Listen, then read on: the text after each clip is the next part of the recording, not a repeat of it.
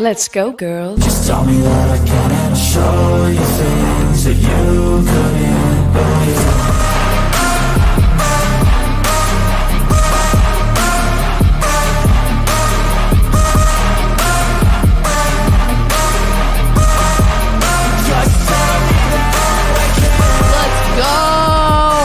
It's Women Talking Football, WTF for short, not to be confused with WFT. I almost got confused, but don't do it, okay? I can do it. Y'all can't do it. There are the rules. We are the women, a pair of producers for Dave Campbell's Texas Football and Dave Campbell's Texan Live. I am the executive producer, Ashley Pickles, sitting over there, making us sound good. Most importantly, trying to make us look good. It is the ever so beautiful Miss Mallory Hartley. Hi. Hi, everybody. I feel like it's like come to my. I feel like, you know what I feel like? Do you know that episode? Do you know that episode of The Office where Michael goes on?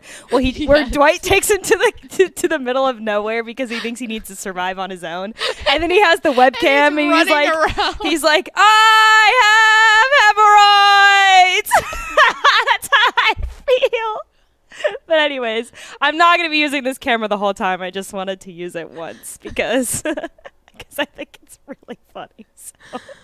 And I did ask permission. I did ask you permission to do this at least once. Yeah, but I didn't think we were going to give an eye. I didn't think we were going to. This is so like, hey, MTV. Here's our studio, by the way. If you want to see it, it's people are literally going to need Dramamine to watch this. Like, if you're feeling motion sickness, I apologize.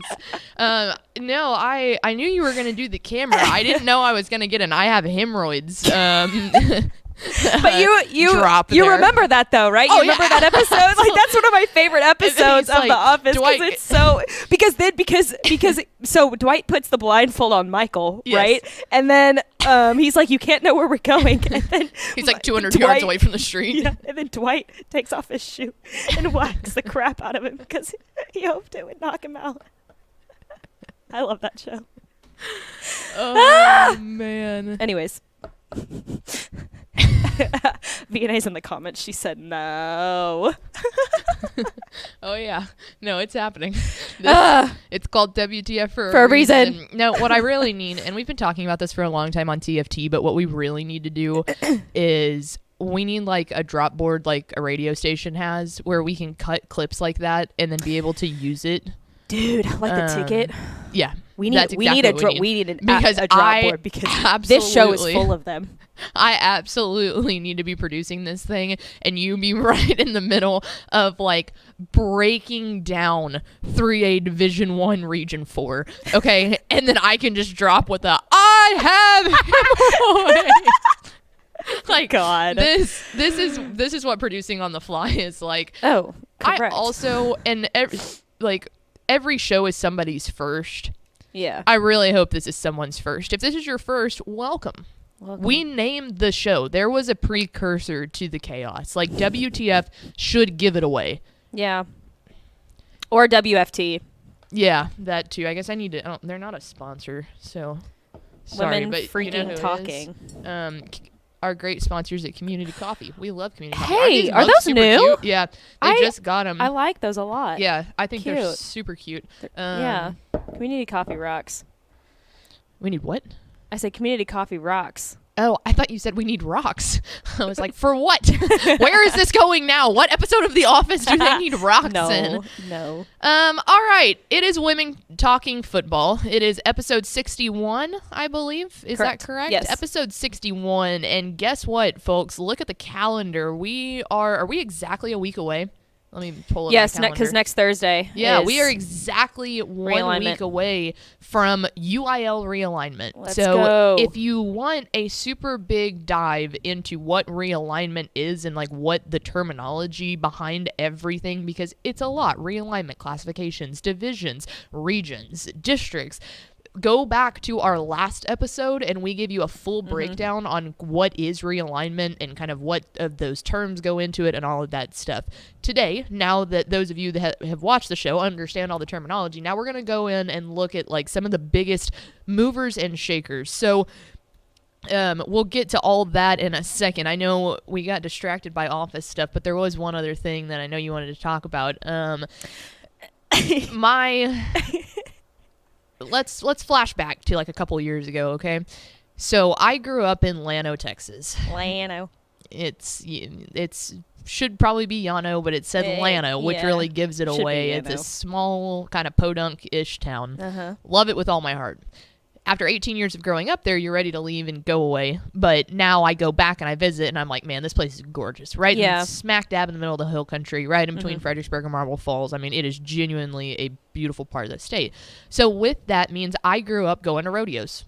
I was not near as country as some of my best friends were. Like my best friend Aspen growing up she would show heifers in the stock show. They would travel all around the state and hit up Fort Worth, San Antonio, Houston. I mean, they were big time 4-H and stock show. So I was very kind of stock show rodeo by association. I would like to go and support them, and I love to go to a rodeo. But other than that, my family didn't have cattle. My family didn't have a ranch. Like, nothing like that. Lived on 2.5 acres, but not, anything massive.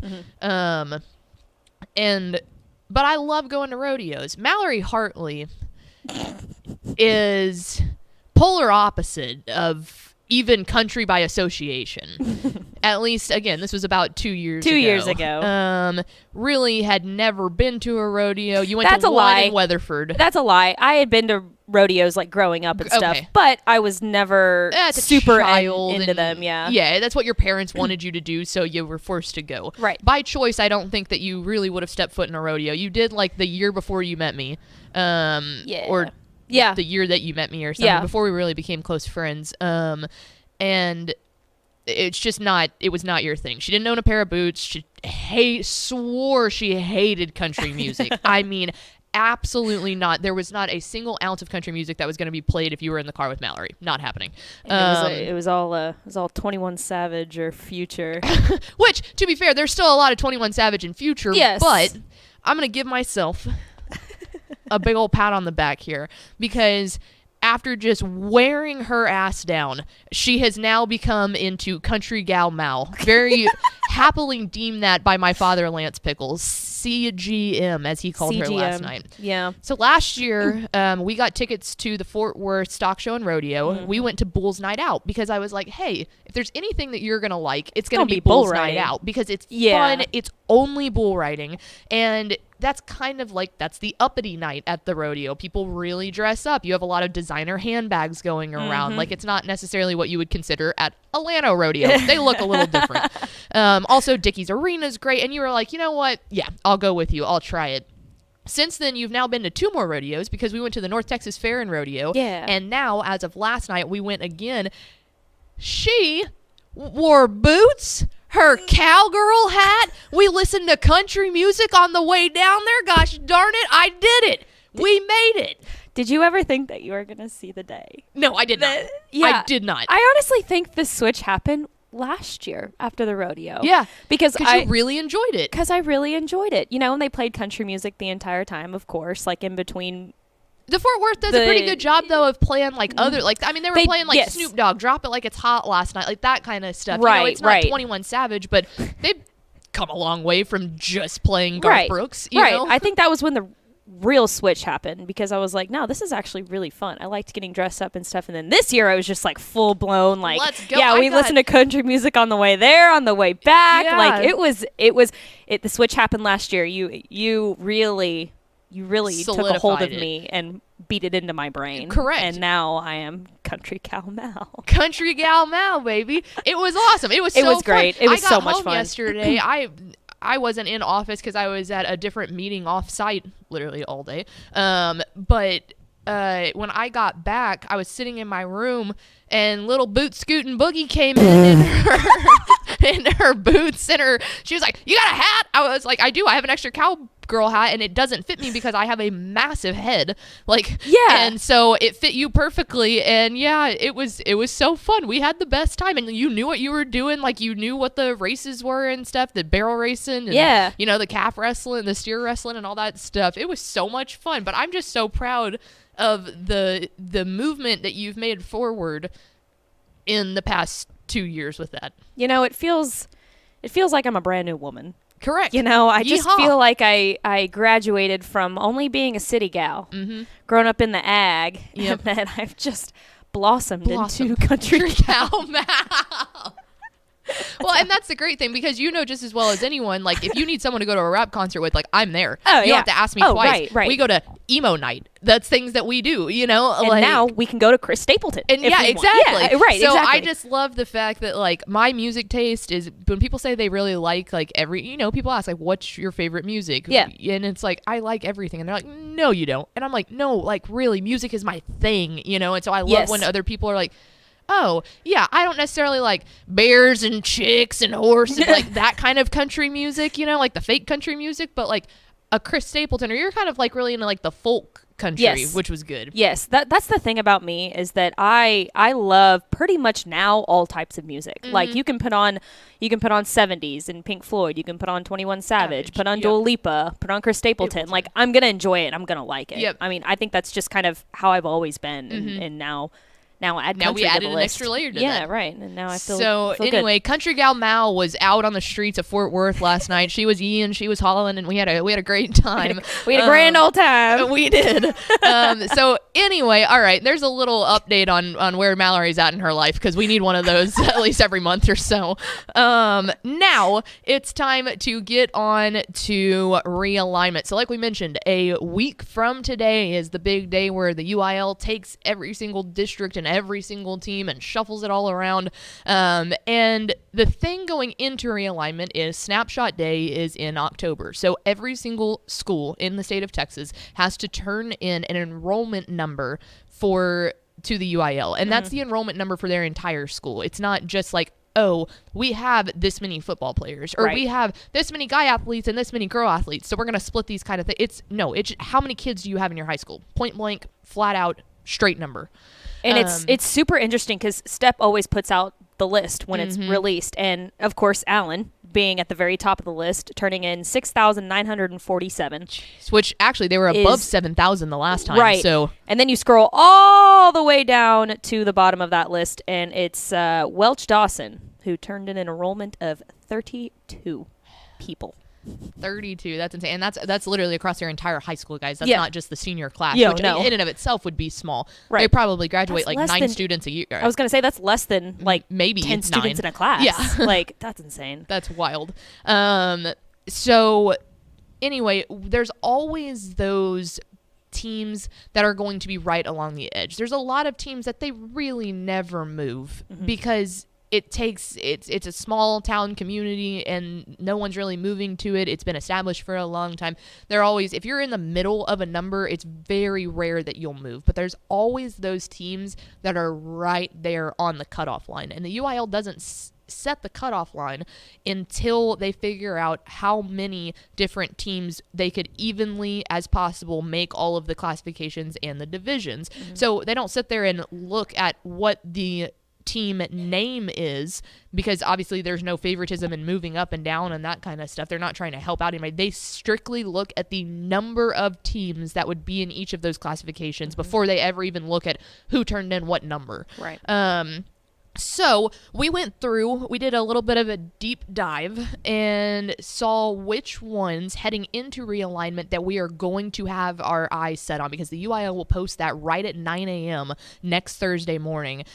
So we will be locked in, and those will be the first pages that we're turning to. So let's go ahead and start off with this. We'll go smallest to largest here in terms of classifications that we're going to talk about today.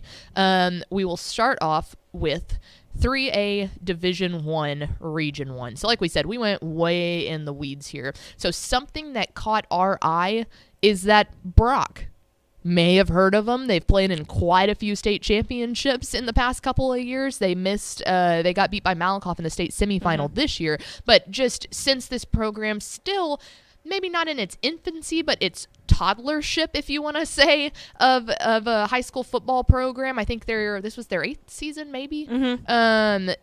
They now have grown and will be moving out of 3A Division 1. So that was a huge bomb to drop, especially because of we knew that it was going to they were likely going to be over. I think I was a little bit more surprised at how much they are over. Right. Because 544 was set at the max for a 3A Division 1 school, and they were, I mean, what is that, 60, 24? I mean, they were about 85, 90 almost kids 100 over. Right. That's a big growth for a community of that size. Right.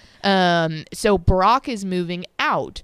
Another one that caught our eye is Sweetwater. On the opposite side of that is actually moving down. They were 4A Division 2 in the past 2 years, and now they turned in an enrollment of 523 and will be entering the chat in 3A Division 1. Now, we wanted to make sure to put on there, it's like, okay, Sweetwater's coming down, Brock's leaving. Like, what's really the big deal?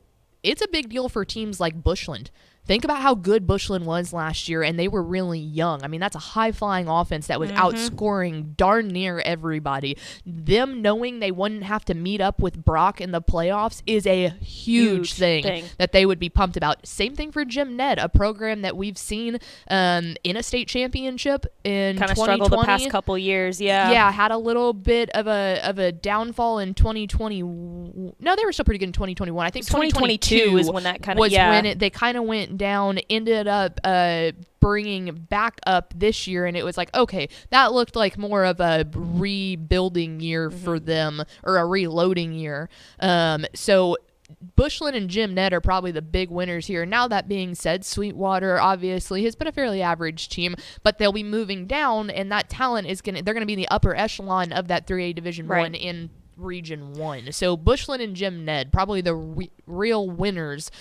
Brock not feeling that as much. Well, I was going to say, too, you could look at it this way, too. If you look back at their schedule from last year, they started off the year playing 3 in a row 4A Division 2 schools, and they beat Wichita Falls Hershey, which was good, but then they also lost to Pleasant Grove and Wimberley. So part of me was like, I wonder if Coach Mathis kind of had an inkling, like, hey, we're probably going to move up to 4AD2 in the next coming realignment. Why don't we start scheduling heavier? And he does do that. He does like to schedule heavier towards the beginning of the season before district play, which is a great idea.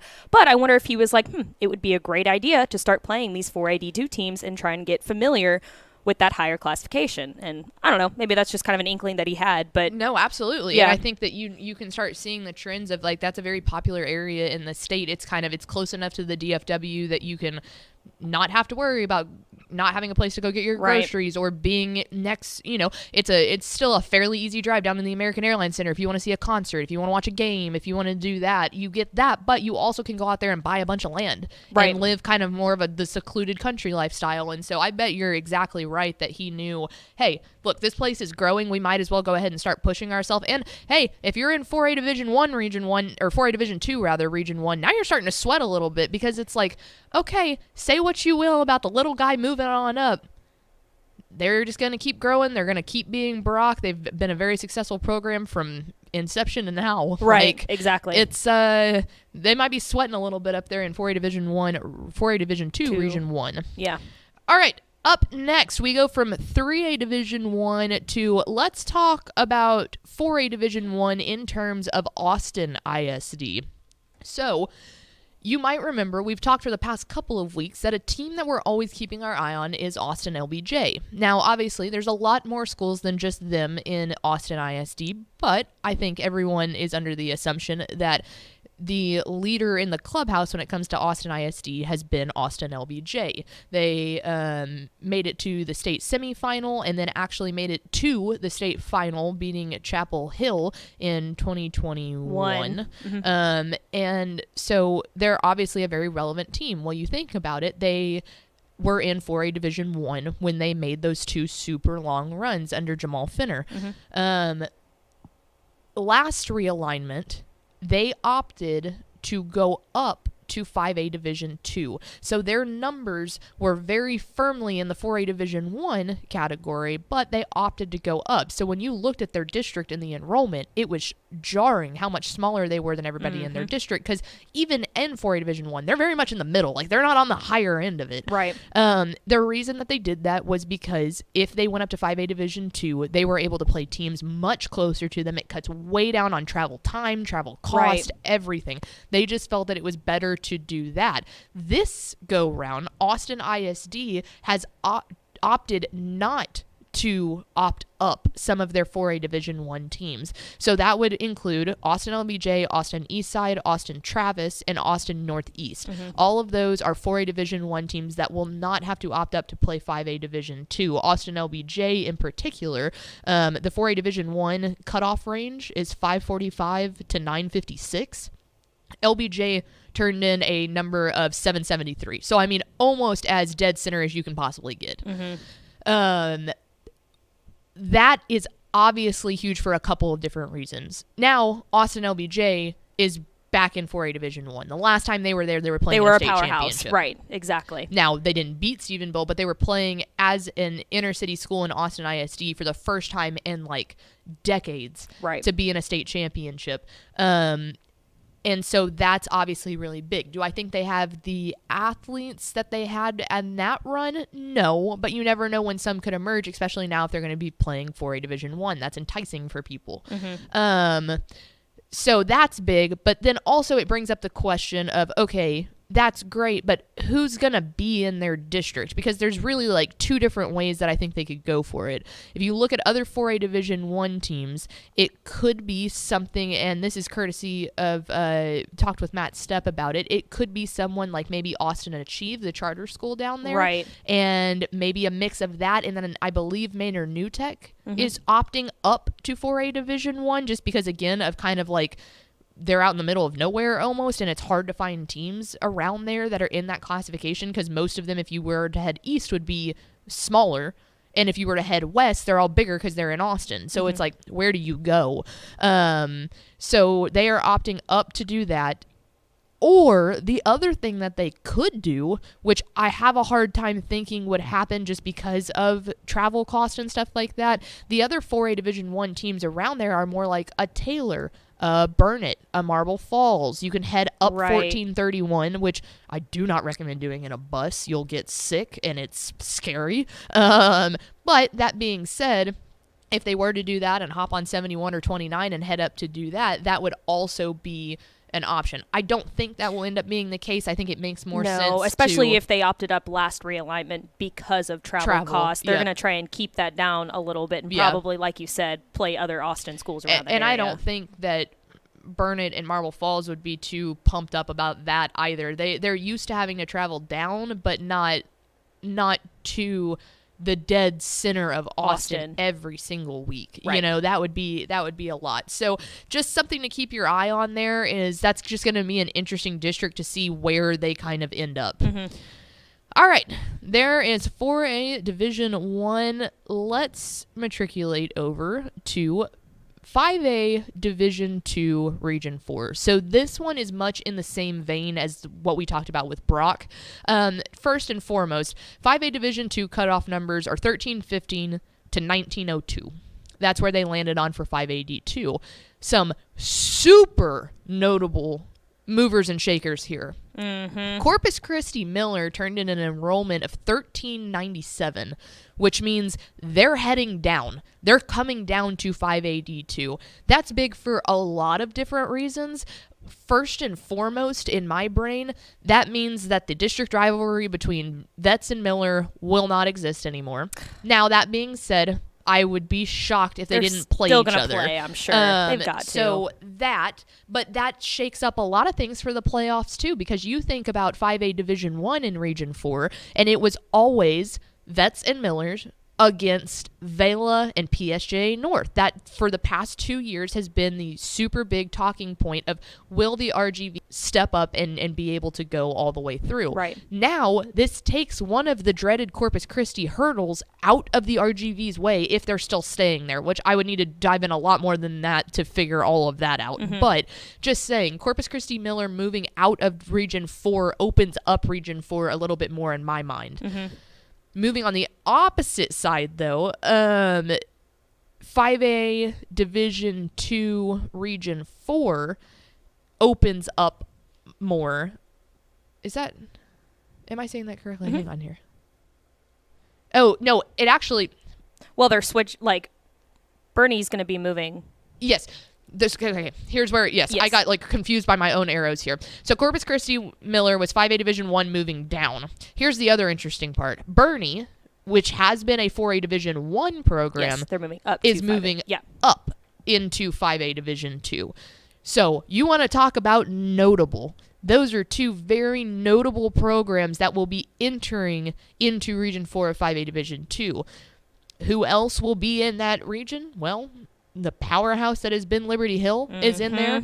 Alamo Heights, who, this goes even a little bit past football, but they're good in a lot of other sports too. You're looking at a region that has just been dominated primarily by Liberty Hill year after year after year. Now, all of a sudden, you look around and it's like, okay, Alamo Heights can kind of test some people.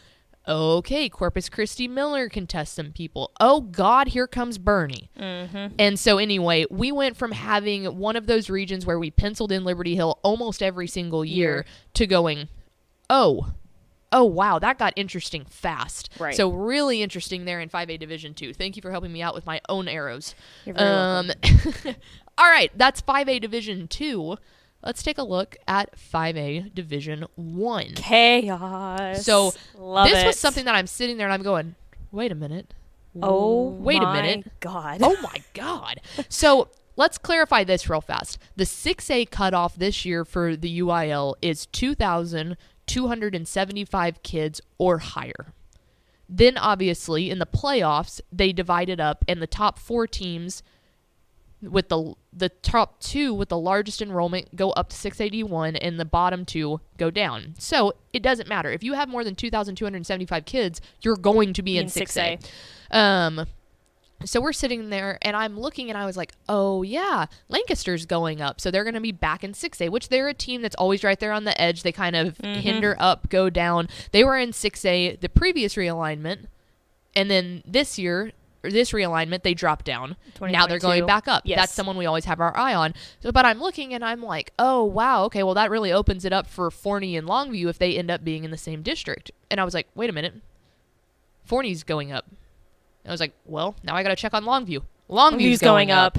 Oh, my goodness. Here's the craziest part. You'll see right there. McKinney North was 2 kids shy of half of District 7, 5A Division 1, moving up to 6A. Yeah. That's wild. That's and insane. The thing that's also just really wild about this, Matthew Stepp is looking in here. We have a long-running bit that Matthew is not allowed on WTF. So, I didn't know he was coming in today. Yeah, he told me he was. Oh. He's frantically waving at us. I could switch it to the... Hang on. We're just going to... Hang on real quick. Hang on, we've got to pause in this. He's not allowed to. No words. You can't say words. But we wanted to show you on our little camera there. Oh, he's so fuzzy. Hang on, there, Matthew. Look at him. Someone please screenshot that for me with his thumb up and send it to me. You look like the Big Bird meme. Where Big Bird kicks down the door. Anyway, all right, there he goes, Matthew Stepp, ladies and gentlemen. That's the most he will ever be on WTF. Yeah, never. Not he won't, a word he won't to be uttered. allowed to. Yeah, he can't speak. That's just going to be the bit. He can show up every once in a while, but he cannot speak. Anyway, so this was just crazy because I was like, man, the 3 powerhouses in that district are moving up to 6A. But that's what I was going to say. The thing that I find craziest about this is it's not like these are all 4 McKinney teams and McKinney as a whole is just booming. You know, right? We're talking about very, very different geographic areas here. Like Lancaster is down I-20. Longview is all the way out in the Piney Woods. Forney is nowhere close to either of those. You know what I'm saying? So they're still going to be traveling a lot. This is literally one of the districts in the DFW area that has like the largest spread of travel. Yeah. And so it's like the fact that they all were growing was just that was just wild. And McKinney North missed it by 2 kids. Right. Which they're probably kind of thankful for because they could, of course, opt up if they want to be in 6A, but they'd probably fall in the district with regular Dyer. McKinney, Prosper, if they're all going to still be in that same going to be in that same district, right? So they're probably like, hey, we probably have a better shot at winning the district if they stay there with Tyler. Exactly, because they're already the stretch region. Exactly. It's going to be hard to find other teams to move into it. So that's a district that I will be very interested in seeing if those teams that were in that district are still kind of all in the same spot. Who do they add in or who do they kick out of that district and do they split it and say, well, no, now we have more reason to keep this more east, or send some of those east folks down into like southeast Texas. Very interested to hear what this one ends up. But yeah, the top 3 teams in 7-5A Division 1 all moving up to 6A in Forney, Lancaster, and Longview. So very interesting. So I wonder if that's ever happened before. I mean, that's got to be a first for that. I don't know. Like the top 3, I mean, almost by 4. Like almost the top 4. Yeah. That's crazy. I'm not sure. Interesting. I just thought it was crazy that Forney jumped that much too. Right. I mean, that's over 200 more kids. Right. So anyway, there is that. And last but certainly not least, it's the one that we've been talking about for literally ever. What is Claude Mathis and his DeSoto Eagles going to do? So as you can see there, the 5A Division 1 cutoff is 1903 to 2274.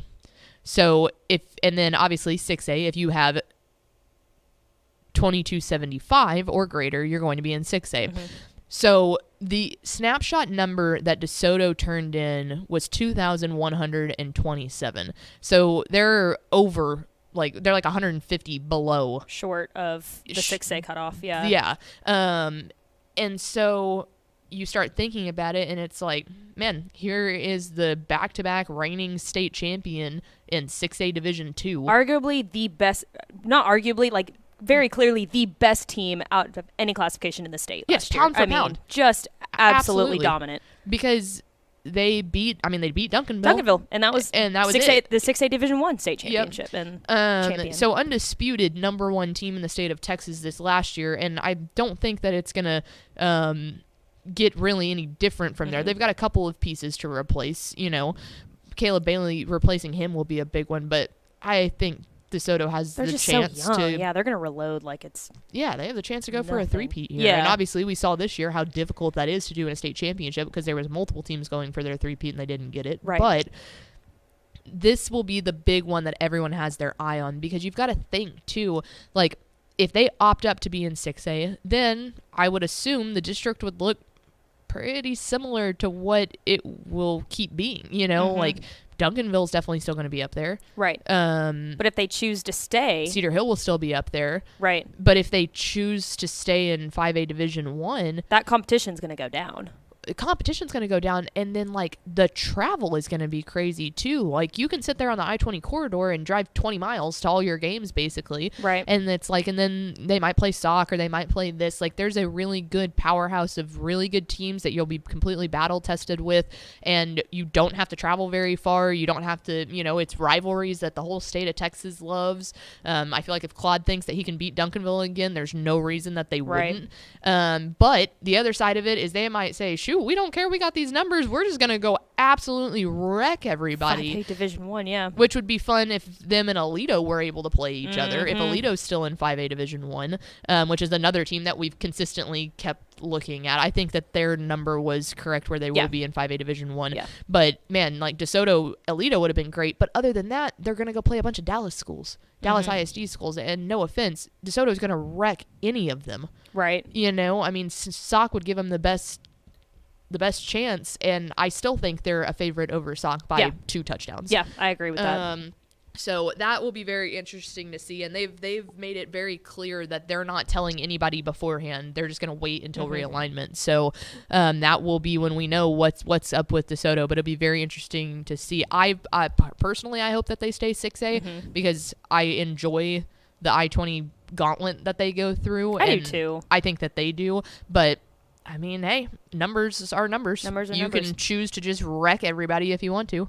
Well, they're going to do that regardless, I feel like. So it's Claude Mathis he's got the best of both worlds here. It's just, nothing can go who wrong he wants here. to play at this point. Yeah, right, exactly. So. Yep. So there it is. Some major movers and shakers that we're going to be keeping our eye on when realignment rolls around. So that all being said, a big reminder here. One thing, somebody in the comments did ask, where do you see the Louisville teams heading? And according to Stepp's article, he thinks that they're all probably just going to stay in that same thing. District. I mean, with Hebron, Louisville, Coppell, Flower Marcus, Flower Denton Geyer. I don't know if Denton Braswell was in that district beforehand, but he says he thinks that that Denton Braswell might join 6A. But interesting. As a whole, it's probably going to stay the same because they all turned in 6A numbers, so it's not going to change very much. Right, and that's another one of those things because sometimes like the debate between the two of those are basically who ends up with like the Plano schools. Right. And so there are years past where the Louisville teams have kind of ended up with the Plano schools, or Allen and Denton Geyer end up with the Plano schools. And that's exactly what happened last realignment because they were all in the same district the last 2 years, but now they're adding the Denton school. Well, If supposedly they were going to add. Yes, exactly. Yeah. Which that would make sense. Because if It not, does. then I bet Braswell would end up going with the Prosper, McKinney, Allen. Geyer, Allen, Yeah. all of that thing, which makes sense, honestly, like off of 380 right there. But I guess we'll see how that one ends up shaking out. But yeah, all of those teams, it's always one's gonna go one way and one's gonna go the other way. Like that's Right. literally it. Exactly. So yeah. Flower Bluff and Corpus Christi Vets District. Honestly, that might end up happening because Flower Bluff is going D1. So they might replace, my assumption would be that they would replace Miller's absence with Flower Bluff because they would literally be, they're both just switching. Right. And so, yes, I would assume that Vets and Flower Bluff will now be in the same district, which yeah. would then add in another Corpus adjacent obstacle for the RGV, but that'll all be interesting to shake out. So there you go. A reminder, we will have our realignment special next Thursday, so no WTF. We will not be doing WTF at 2 o'clock. It's just too much of a turnaround, and we've got other events that evening and all sorts of stuff. It just won't work. But that being said, wherever you're watching right now, tune in to our YouTube page, our Facebook page, or Twitter to be able to see our Texas Football Today realignment special. We will be live out in Birdville. It'll be me, Tepper, Step, Mallory, and we're going to have a ton of guests on. We're going to be grabbing coaches. It's just a fun scene in general. So join us at 9 o'clock, probably a little bit before 9 o'clock, as we go live with what's happening with UIL realignment. It's one of the most fun days that happens. I'm excited. Biannually. Yeah, I've never been, so I'm that's the other pumped thing. about, I'm really about excited it. for you. Yeah, I'm excited to be thrown into the chaos without any kind of experience whatsoever. But Yeah. So that's gonna be if you want to see that pretty little face over there on your screen, you can do it because she'll be just like this from UIL realignment, ready to No, I will party and go. So 9 a.m. next Thursday, it's UIL realignment special.